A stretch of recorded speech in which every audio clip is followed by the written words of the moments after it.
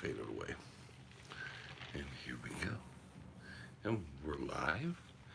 Are we live? I think we're live. I think we've been live. All right. It doesn't give me the prompt I thought it would. Anyhow, here we are. It's Monday, 4 p.m. Arizona time. And it's time for Chasing Legends. And of course, we didn't have Trevor back still. Still out there in Athens, Greece. He's hoping that tomorrow they will give him news that he may start to work his way back to the United States of America. And so hopefully in the next 48 hours he'll be on his way home, and that'll be that. I did tell him, I said, let's film one extra one so that we don't have to worry about this. So that if something happens, he said, nah, I'll be home. Oh well. So anyways, so no music to kick it off.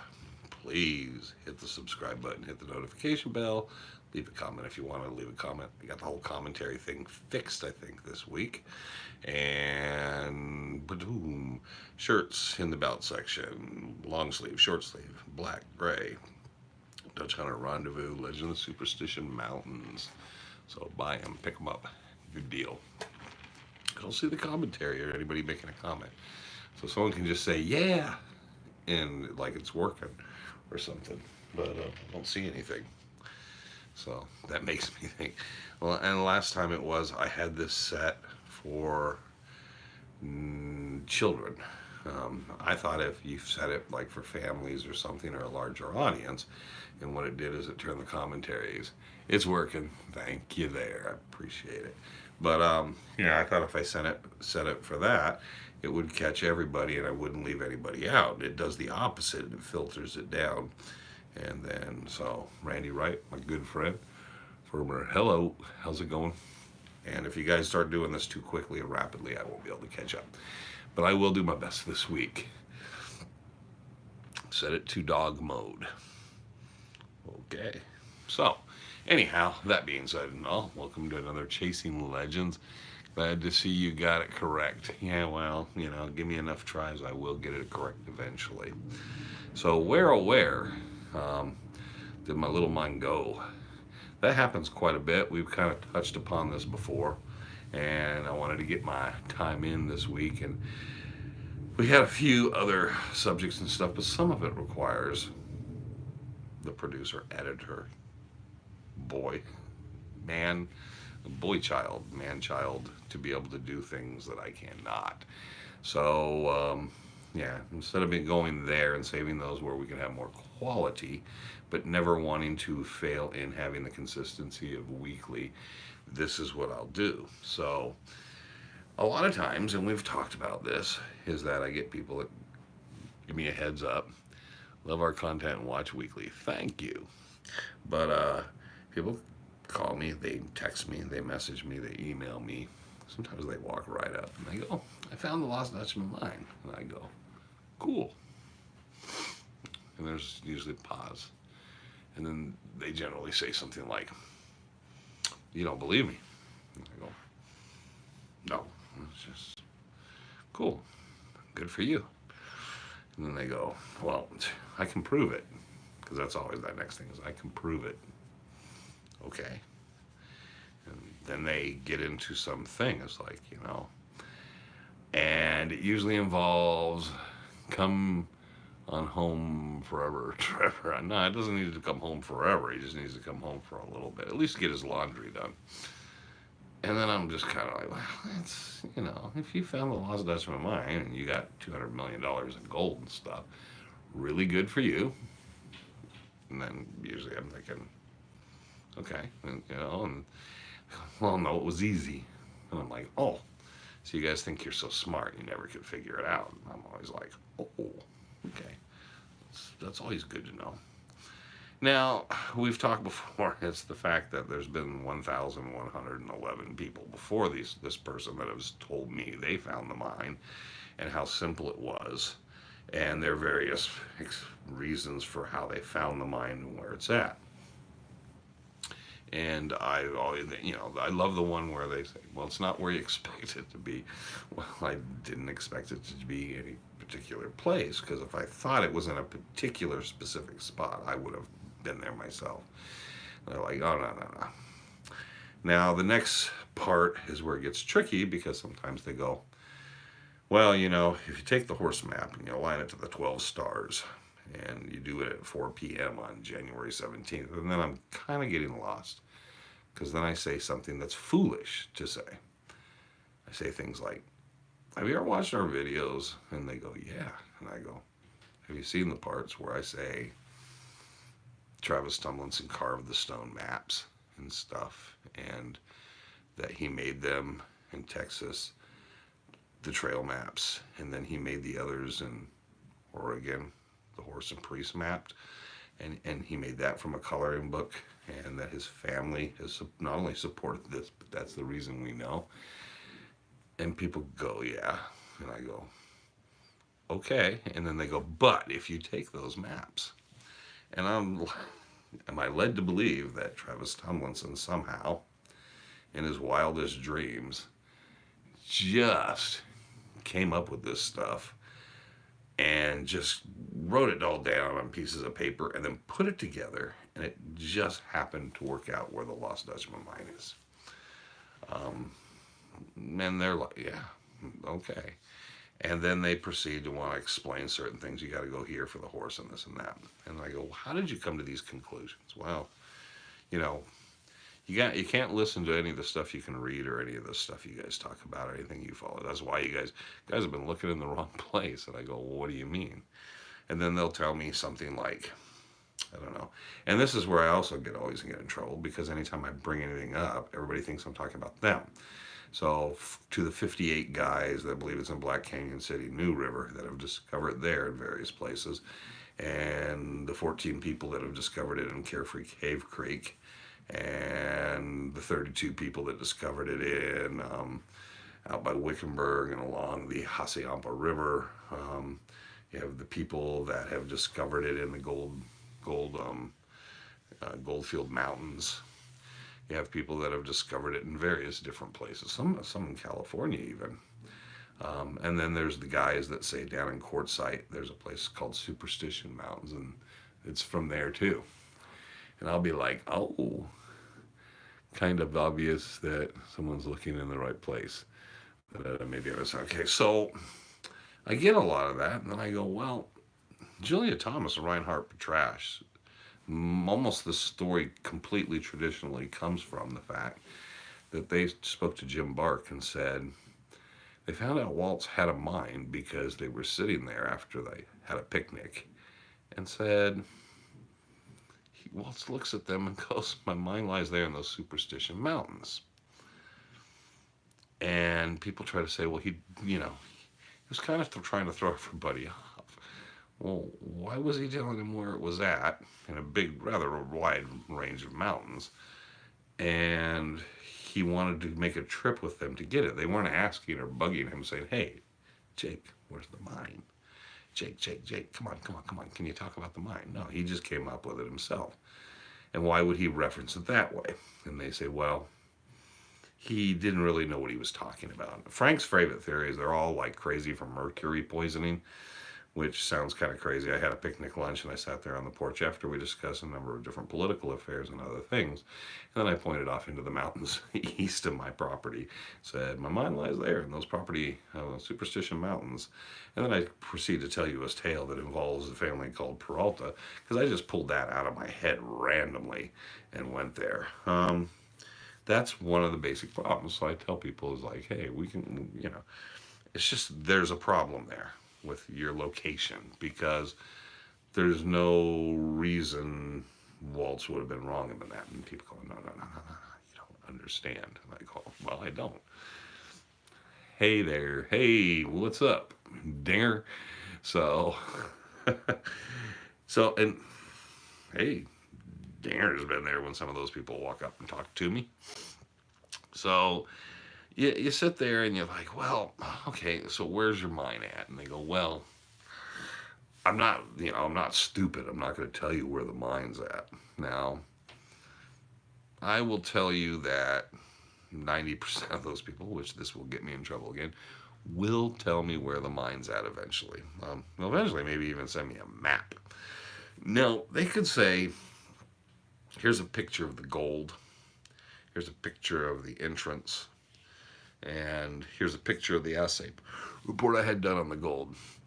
And they don't do that. They usually don't even send a picture of where the mine is because they haven't been there.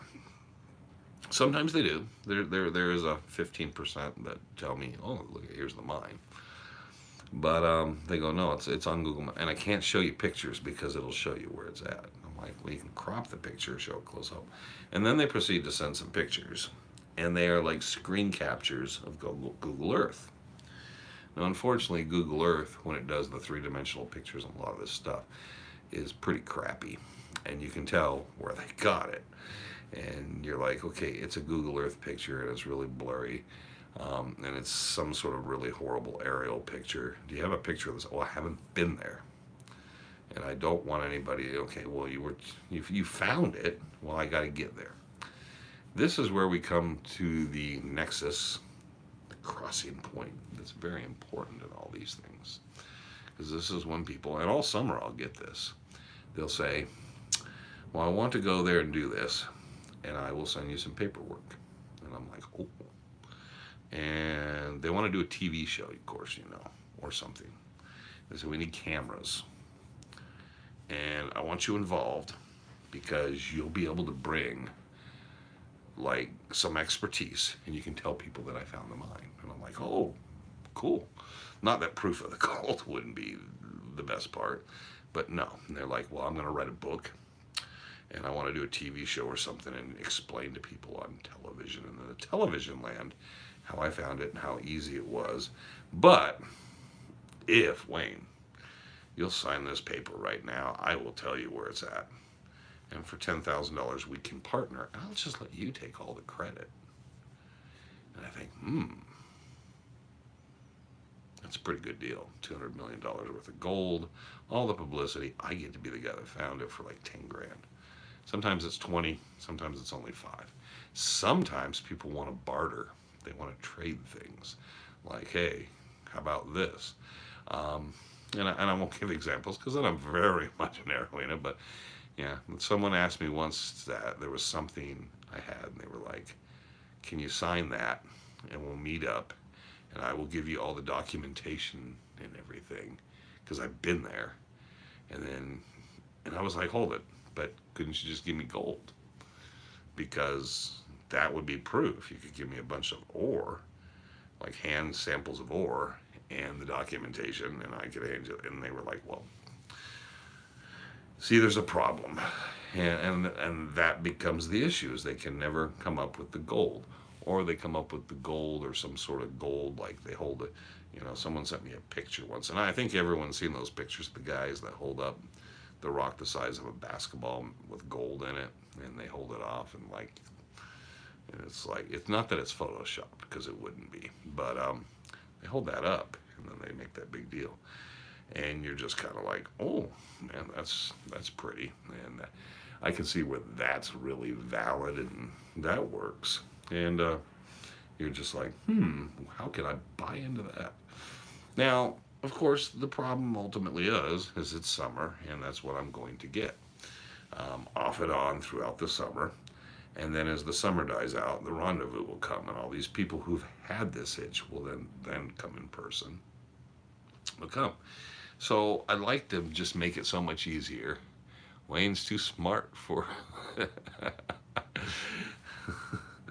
I don't run with scissors, and I never was much of one for sniffing the glue. So if you're going to come address me or whatnot, you don't have to give me a topo map with directions or coordinates, latitude, longitude, even though that's nice since you're just handing it over. And it's really hot, and you've been there, but if you haven't been there, if you found it, okay, no Google Earth. Just send me a picture of the mine. You have a cell phone. I mean, almost everybody has a cell phone nowadays, right? So everybody can take a picture. And I no longer want to see these really blurry, horrible, like people say, well, I did. Okay, every freaking phone has a camera and it has a flash and it has a flashlight thing on it. You can even get the app to film in low light and do low light filming. You can do that, do the night vision thing with your actual cellular device. So, and I always try to explain this to people, but it doesn't. We filmed entire episodes and put them out on YouTube, and they've had hundreds of thousands of views, and they were just done on an iPhone. So I'm pretty sure you can take one decent snapshot of the Lost Dutchman mine.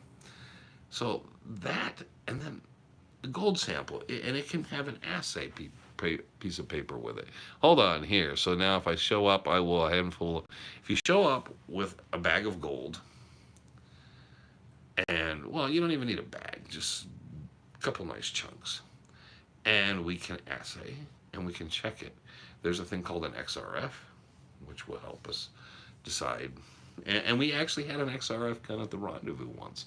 So you could actually compare and get the readings and so forth. So there are XRF guns. Most of the times someone has one, will just charge you about 25 bucks to do that.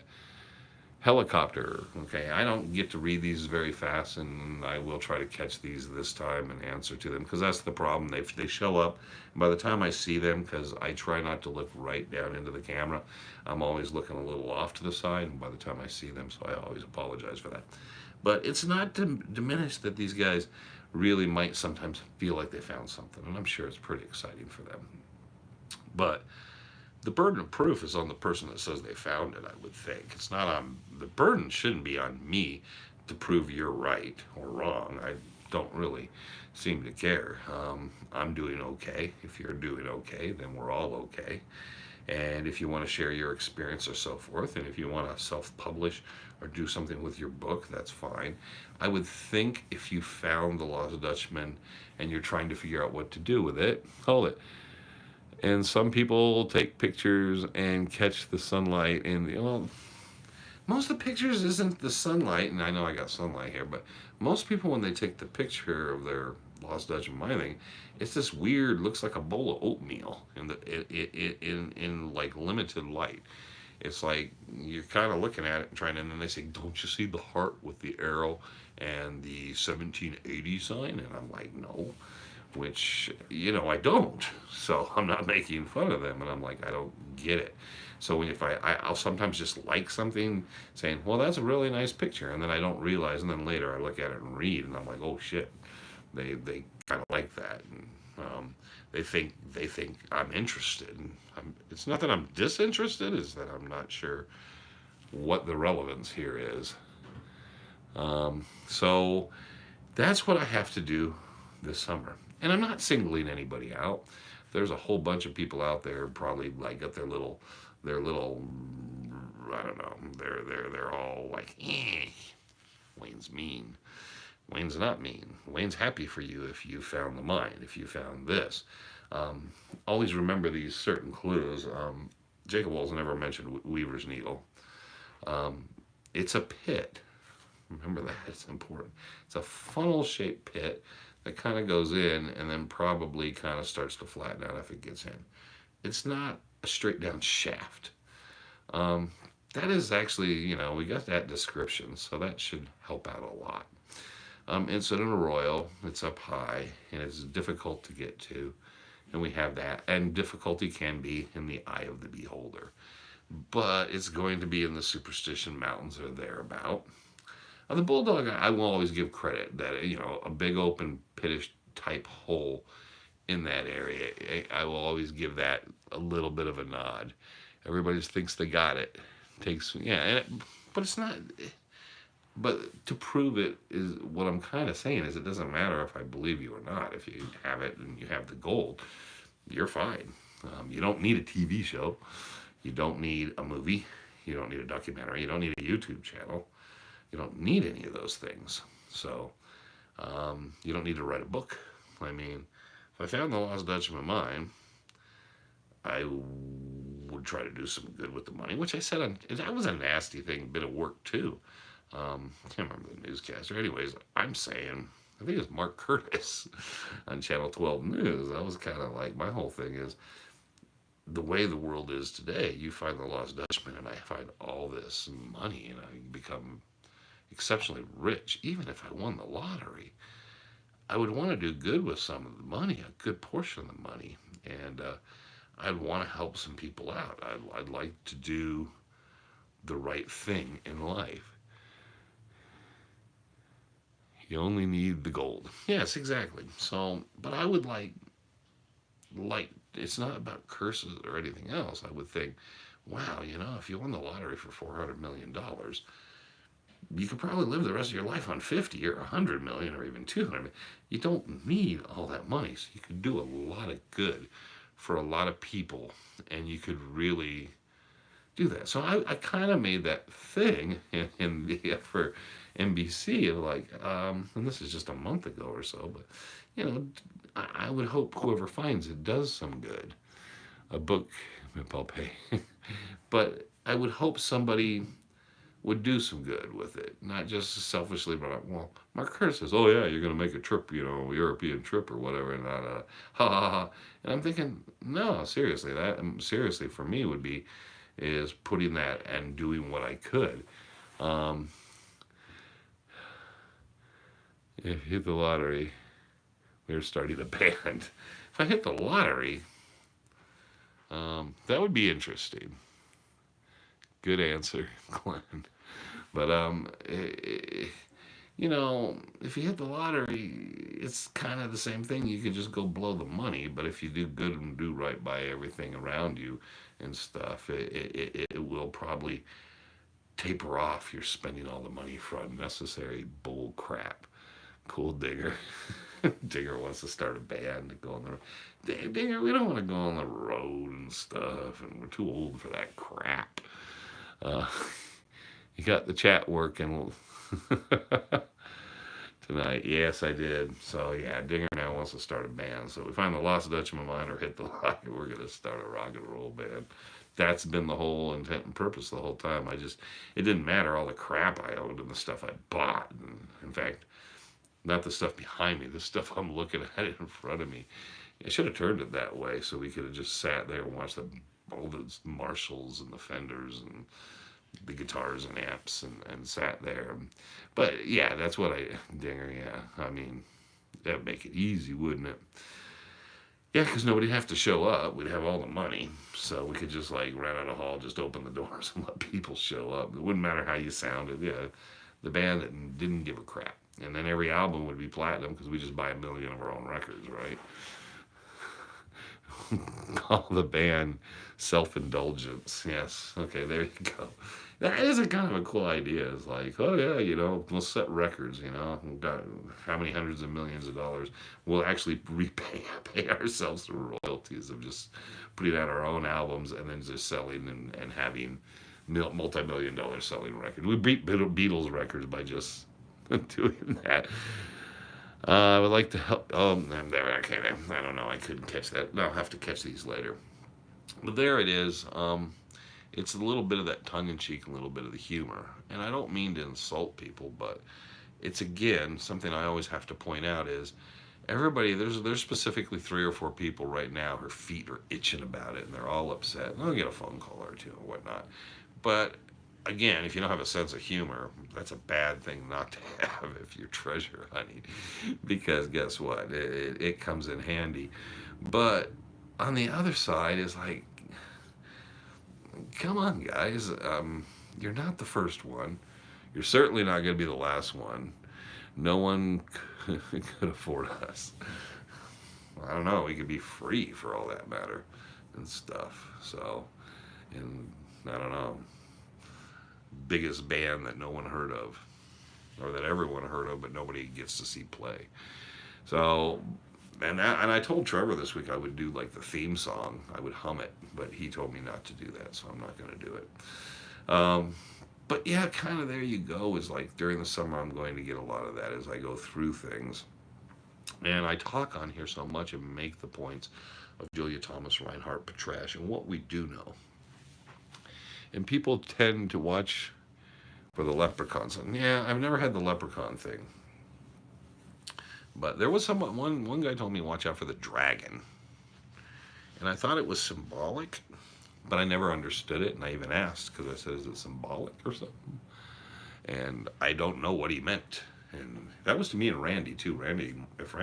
Obviously Randy watches these because he tried to help me out the other day. But Randy, remember the guy who was talking about the dragon? Was that Klondike? One of those guys. I can't remember the guy's name. But yeah, remember that, Randy? He was telling us to watch out for the. And then I figured out that he was kind of like referencing a storyline from a novel, series of novels and different things. It was kind of a Wizard of Oz thing, but he was taking us.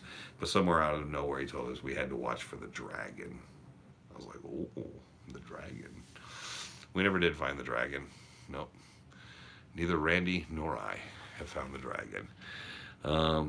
Must be an obscure Jesuit reference. Yes, the dragon cult of the Templars. Often I missed the. Yeah, these were all. There's a reason we missed them. It's because I don't do them anymore because it gets a little too far out there at all. But we will be back next week with Trevor back here manning the camera, so we'll have a better camera. Of course, you know what's funny is I'm actually probably more visible now because, and the reason people say it's too dark, it's too dark, it's too dark, and the reason it's too dark is I can't catch those. But anyways, the reason it's too dark is his camera aperture. When he looks at the camera, he's seeing it and it looks lit differently. And then he colorizes and everything. And then when he loads it, it's far darker than what he sees. And I told him, well, we need to correct that because, yeah, we'll be sitting here in broad daylight and it looks like I'm at the end of some cave with low-level lighting somewhere, floor lighting.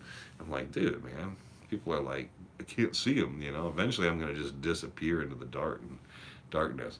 Here, the problem is just kind of the light and stuff in which direction and whatnot. And obviously, there's a comfortable direction I like to sit, which is usually this way and not turn too much. But actually, it probably would be better to do it the other way, which I haven't done for a long time. I used to actually film the other direction, but actually, I used to film it myself in the truck. So we could go back to the truck. Just film me in the truck. That was always good, except my AC is basically out now, so and it's summertime, so that would really suck. 4 o'clock every Monday to sit in the truck and do this. Still a good Gene here. Okay, and I'm gonna give it a few more, but yeah, Trevor's coming home. He let me know before he went to bed a number of hours ago that he was good, he was feeling fine, he has no clean clothes. I told him to use the bidet as a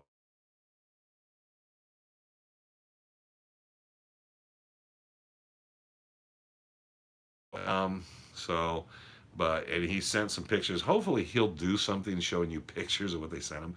A lot of times he gets like 2 pieces of bread and a banana and some sort of like I don't know, it's not pudding, but it's something like a jelly or something. And then a bottle of water or juice. And then the rest of the time, the food is undescribable. It's a lot of chicken. They like to wrap it in grape leaves.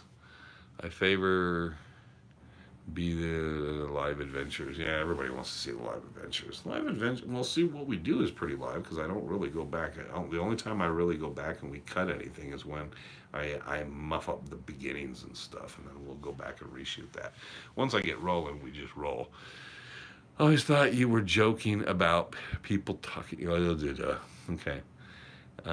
Been seeing many pics from Trevor on Facebook. Yeah, Trevor did post a lot of stuff. He didn't post this last week because I said, well, you should post like what it's like being in quarantine lockdown in Greece. And he said, what do I do? Take a picture of my food and a picture of the window and picture of the door and places I can't go out.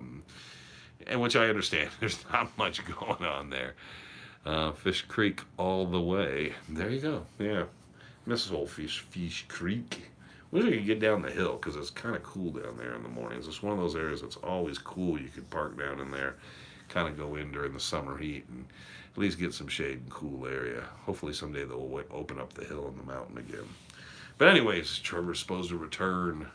So, and So hopefully tomorrow I have word and he will be on his way and he will be on the big bird flying back across the Atlantic, and he will get back here sometime late Wednesday, early Thursday, and kind of get back in with all his gifts and his booty aplenty that he's bringing back from Italy and Greece. And I'm sure he's more than happy. If not, here's one of those catch problems. He's supposed to be the backup for someone that if there's a group of some of the Americans that are positive, he's supposed to stay there. Believe this or not. He's supposed to stay there and look out for them and make sure they're being taken care of properly. So I did not remind him of this. If there's 2 or 3 people that are still COVID positive and he's negative, it's a good chance he could still be there. He'll have a room. He'll be able to go out to the cafes. The food will be better. He'll be able to go out and do some things, but he will still be there until they test negative and travel back. So I did not bring that to him because I figured he would scream and go, "Oh, I forgot about that." So that is part of his part of the deal he's supposed to do is try to make sure all the Americans come home, and hopefully they all will. There's 6 of them. There's 6 Americans and no 7 Americans and a French guy, French Canadian guy or something. His name is Luke. So Luke, thanks for taking care of everybody, Luke, and getting them all COVID.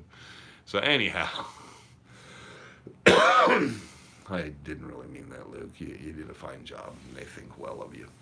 So that being it, and I went a bit longer because the topic was fine. It was funny. It was humorous, but it wasn't the best topic. And we have like 7 or 8 lined up, but I don't want to do without the way we were going to do them and plan them. I didn't want to do them. So I want to save those for when we're kind of the in studio and all that stuff. So that'll be coming, and I'm going to sit them down and tell them, let's knock out like we were 2 or 3 at a time and get ourselves up ahead here in a bit, because you never know when life's going to intervene. It could be a power outage, something like that. You run late, you get sick, you get stuck in grease, and you need to have those things loaded up.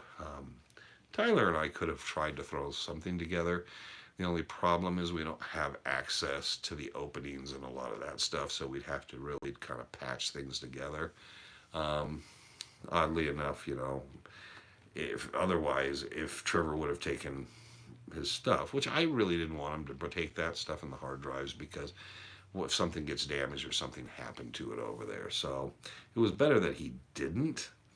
But if he would have, we would have been able to film here and then send everything across to Greece, get it all done. He could be able to load it up YouTube. It's an international, worldwide thing, right? Phenomenal. So there's all that. But I've talked long enough. Working. It's working. Yes, Jorge. I'm pretty sure that's Jorge Romero. But everything's working. I was working earlier today. Now I'm not working. Now I'm doing this. But we will be back. We will be returning. I don't know what's coming up Friday. I don't know what we plans. It could be live. We might just do another live or something, kind of like pulling it back together.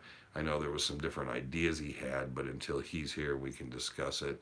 And again, like I said, it's going to take him 2 or 3 days to kind of like get things turned around, because his days and nights are completely messed up. I used to work. So I like working. It's always good to work.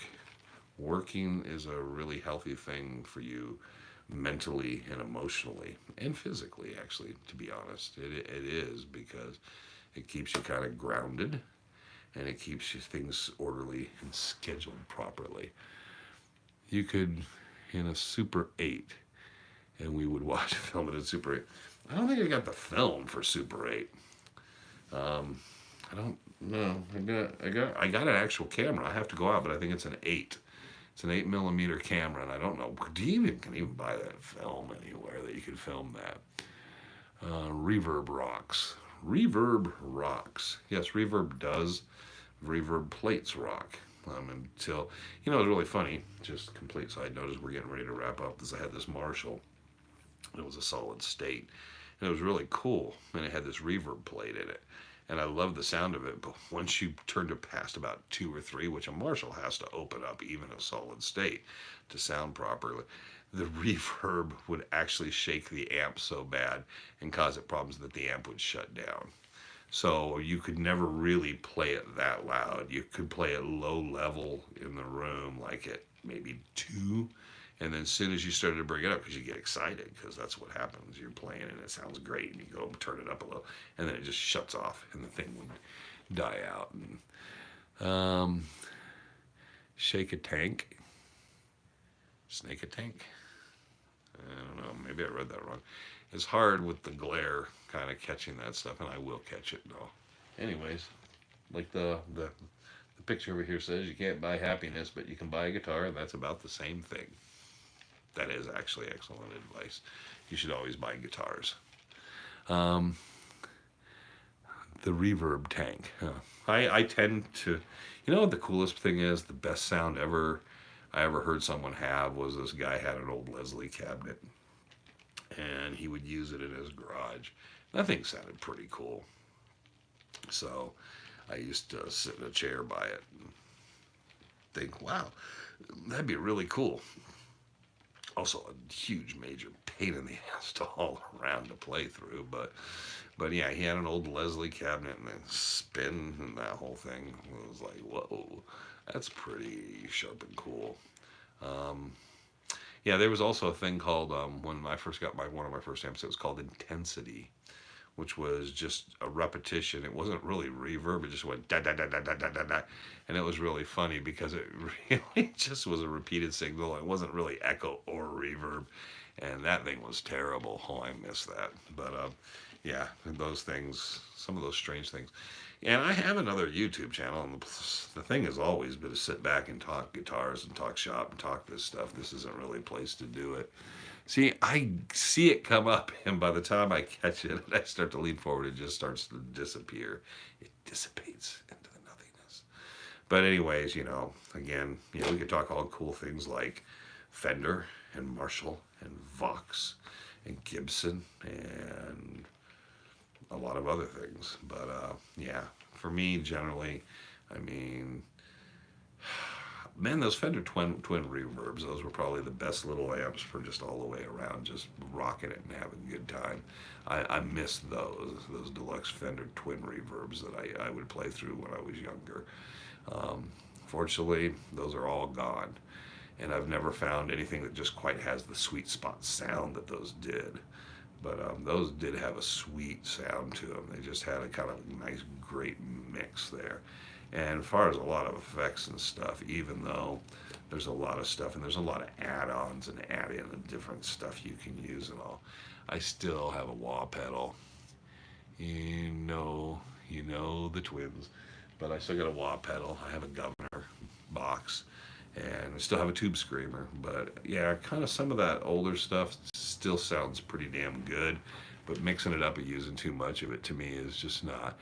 The most popular people think of that, I've just bought a Jackson, okay, and that, God, was it Jackson guitars, and a lot of is it Charvel Jackson or Jackson? One of them, Fender makes them. I was at the Fender headquarters once. We'll have to do a thing on that and show pictures of it, where I was in the boardrooms and I got to tour the Fender, because the Fender headquarters is actually here in Scottsdale, Arizona, and a friend made sure I got to tour through the whole thing, got to check it all out, got to see all the guitars. I will tell you, walking through there, I saw tens of thousands of guitars just sitting, laying around everywhere. And everybody was like, nah, we got to go on to here. We got to move on to here, move on to there. And I was just like, holy crap. I wanted to pick everything up and mess around with it. And it was like, but it was incredible. It was like, turn a corner and there'd be like 192 freaking Telecasters just laying around in piles. And I was like, what? God. I gotta remember. See, I need to come in for it real fast. Anyways, hello from Montana. Hello from Montana. Still got Fender Vibro Champ tube. Yeah, those are good. The Champs are always good. Champs are great little practice amps. Anyways, we're getting way out of bounds here, which is what Trevor will say. Is like, well, you just talk forever, and then it just doesn't make any sense with anything coordinating or whatever. And that's just the way it is. Anyways, Yeah, I know someone that just moved up to Montana. Don't know if she watches, and I won't say her name, and I won't make the reference, so it doesn't bother her. Hello from Vermont, but it's family, and it's somewhere in Montana, and they posted stuff, and I was like, oh, someone in Montana. So that does happen. People do live there. Never have been to Montana. Not been to Montana or Idaho. Not been to Montana or Idaho. I don't think, well, don't know. Those two places I know I have not been. Oregon. Yeah, I've been to Oregon. No, I live at High Wayne. Da, da, da, da. I would buy Channel 12 News. It's Fire Mark Curtis. It wasn't his fault. He was just trying to be funny and stuff. It was just weird. He said, yeah, well, wait. And it's like, I don't know if I've ever met you, Mark Curtis. It was kind of this casual thing. And I'm just like, nah, I actually do really nice things. Um, Sorry, Trev, can't help talking guitars. Yeah, he's going to be bumming. Michigan, people are saying where they're from. I've been to Michigan, been to Illinois, been to Indiana. Now I've been everywhere, man, except I haven't been to Montana or Idaho. Um, Montana, I never get a chance. Yeah, so anyhow, that being it, I'm going to wrap things up. So we've got a lot of people sitting in here and stuff, but I can't go on forever because you know why? It's Friday. It's Monday, sorry. It's Friday. It's Monday and I'm hungry because I work, and then I just kind of stay on this kind of like I eat, but I eat so early because I go in really early. So because of that, I get hungry and I don't know what I'm going to eat. Well, if a band gets started, there will be amps. Treasure, cause yeah, there's a lot of amps right here. I'm surrounded by amps. Got plenty of amps, plenty of Marshalls, especially Marshalls. Always got plenty of Marshalls. Um, it's funny. I wouldn't trade all the Marshalls in for old Fender Twin Reverb because I like the Marshalls too. That was a kind of a dumb. I would have a Fender Twin Reverb and Deluxe, and then I would have a Vox AC30, and I'd like a Blues Breaker. I could get down to those. Mooch amps. Yes, everything's got to turn to 11. Everything's got to go to 11. So there you go. Anyhow, I'm going to wrap it up because Trevor's megawatts and megapints. Thank you for your time. Thank you, everybody, for sticking with me through the mayhem and the insanity and everything else on a Monday. I hate Mondays, and that's probably one of the best quotes you could ever use from me is I just hate Mondays. Mondays are rough to navigate. I don't have to do this on Mondays. Usually I do it elsewhere in the week, and then it's posted. So I have found have a great rest of your day. Thanks, Wayne, and have a great week. Thank you, everybody. So really appreciate everybody dropping in and everybody sticking with me and sticking through this. We will probably do live. Maybe Trevor will be here. Roll a fatty. Can't do that because of the job. It's just a thing. So you roll a fatty, enjoy one. But I will sit back. I will chill out. I will have a dinner. And I will relax this evening, and here in a few hours I will say good morning to Trevor because when I go to bed, Trevor's getting up, and we will talk, and hopefully he'll have a good day, and I will catch up on these comments, and then Friday what I'll do is I'll list everything down like I said I was going to do last time, which I didn't really do, but hey, catching myself in my own little fib there, but I'll try to get things together so we can do it, and then I'll have a little list of things. And it'll be easier. And of course I said, well, I was going to fix out the lighting and change the angle and use the laptop, and I didn't do any of that. So there you go. So I just pretty much just sat down, put the phone out in the same place, sat down in the same position, and just did it again. Actually, I think I'm a little more over this way this time. I think I'm usually more this way. And there's the Harlequin. Tyler's Harlequin. You're Wayne and we're not. And that's where we're about to get to is... It's time to wrap it up and everything else. Thank you for being with me today. Remember, look for a pit in a high arroyo or ravine, and it's going to be an inclined pit shaped like a tunnel or funnel, funnel that turns into a tunnel. That's kind of cool. And it's going to have gold, and it's going to be in hematite and locked in hematite and quartz. And you're going to have this, and then take the gold. Take a chunk of the gold out. And it doesn't have to be a pack full. Just take some more out, bring it out. Take a picture of the opening, take a picture of the ore that's running through there, and then just come out and say, here's my ore, here's a couple pictures of what I found, and here's where it's at, and then say, let's make a deal. And that would work out so much better than saying, here's my blurry Google map picture. Near a copper mine. Yeah, it's near a copper mine. I don't know. Well, it's not that bad. It's superstitions. I mean, plenty of copper mines at Globe in Miami. So there you go. I try to always help people out. So if you want to prove that you have the Lost Dutch Mine and get your fancy television show and your book deal and make everybody in social media fall in love with you because you found the Lost Dutchman mine, and then you can pay me lots of monies to make you a theme song. See, you can pay Trevor to film you, and they can give me monies, and I will come up with great titles, and I will come up with really cool, catchy music all through your video, and then we'll all be happy. See, because I'll do that. You find the Lost Dutchman mine and give me money. You don't have to just pay me to make your theme song. So there you go. That's the best way. That's the best thing I can think of.